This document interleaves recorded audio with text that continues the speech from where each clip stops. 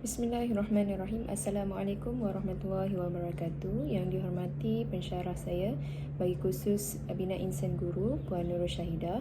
Nama saya Nur Azim binti Muhammad Dahran dari kelas PT3S114. Pada hari ini saya akan membuat pembentangan berkaitan dengan refleksi salah satu daripada aktiviti Bina Insan Guru yang telah saya jalankan pada minggu lepas, iaitu aktiviti yang telah saya pilih adalah aktiviti kembara dan ikhtiar hidup.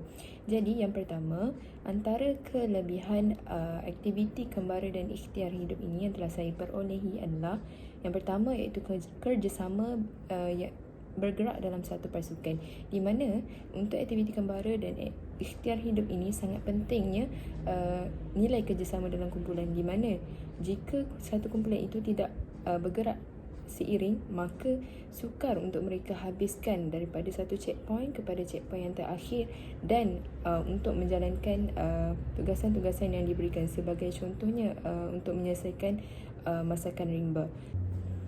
Seterusnya, kelebihan yang kedua iaitu pengalaman membaca kompas. Ini merupakan salah satu pengalaman yang terbaru yang saya perolehi semasa di Bina Insan Guru, di mana ia memberikan saya satu pengalaman yang sangat menarik dan sangat berguna untuk masa hadapan saya. Saya diamanahkan untuk membaca kompas sepanjang kembara dan ikhtiar hidup itu.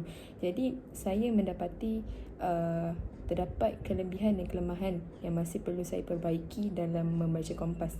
Namun berkat daripada kerjasama daripada ahli kumpulan saya, ia berjalan dengan lancar sehingga ke akhir aktiviti kembara dan ikhtiar hidup ini.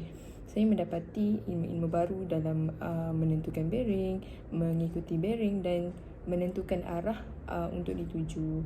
Seterusnya, antara kelebihan lain untuk aktiviti kembara dan ikhtiar hidup ini adalah ia menguji ketahanan mental dan juga fizikal, di mana terdapat banyak cabaran, di mana laluan-laluan yang kami lalui itu mempunyai pelbagai rintangan, sebagai contohnya perjalanan yang berbukit, yang adanya lumpur-lumpur dan sebagainya.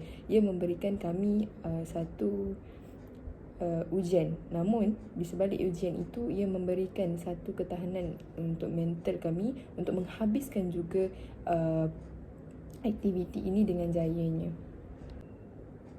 Seterusnya, bagi kelemahan untuk aktiviti kembara dan juga ikhtiar hidup ini adalah berkaitan dengan kesihatan diri.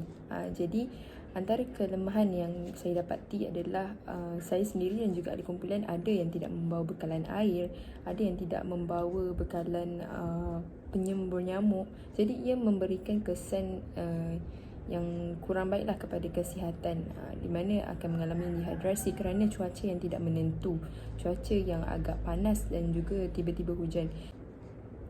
Selain daripada itu, antara kelemahan lain aktiviti kembara dan ikhtiar hidup ini yang telah saya dapati ialah kurangnya ilmu orienteering, di mana apabila kurangnya ilmu berkaitan orienteering ataupun kembara dan ikhtiar hidup ini, ia akan memberi kesan kepada kurangnya lancar. Sebagai contoh, apabila kita ingin membaca kompas, apabila kita sebagai pembaca kompas juga kurang berkaitan dengan ilmu ini, ia akan mengganggu proses kelancaran aktiviti tersebut, di mana kita perlu memanggil rakan-rakan yang lain untuk sama-sama menyemak arah tuju itu adakah benar ataupun kurang tepat. Jadi ia sedikit sebanyak akan mengganggu ataupun mengambil masa yang sedikit lamalah untuk menyelesaikan masalah untuk membaca kompas ini. Untuk bahagian penambahbaikan aktiviti kembara dan ikhtiar hidup ini, yang pertama, saya mencadangkan agar setiap individu ataupun peserta perlulah membawa baju hujan, botol air dan sebagainya untuk mengekalkan kesihatan kita sepanjang aktiviti kembara dan ikhtiar hidup ini. Baju hujan dilihat sangat penting kerana cuaca yang tidak menentu yang akan memberi kesan kepada kesihatan kita. Begitu juga dengan air minuman. Akhir sekali, penambahbaikan yang ingin saya cadangkan adalah bagi bahagian aktiviti masakan rimba yang terdapat dalam kembara dan juga ikhtiar hidup ini, iaitu saya mencadangkan agar penghidup api dan juga bahan-bahan basah seperti telur dan sebagainya perlu diasingkan. Hal ini kerana apabila sepanjang perjalanan yang mengalami cuaca yang tidak menentu dan sebagainya, penghidup api itu akan terkena bahan-bahan yang mempunyai cecair. Maka apabila para peserta ingin menghidupkan api ketika masakan rimba, ia akan mengalami pengambilan masa yang agak lama untuk menghidupkan api itu sendiri. Jadi setakat itu sahaja pembentangan refleksi saya berkaitan dengan aktiviti kembara dan juga ikhtiar hidup Bina Insan Guru bagi siri 3 ini. Sekian, terima kasih.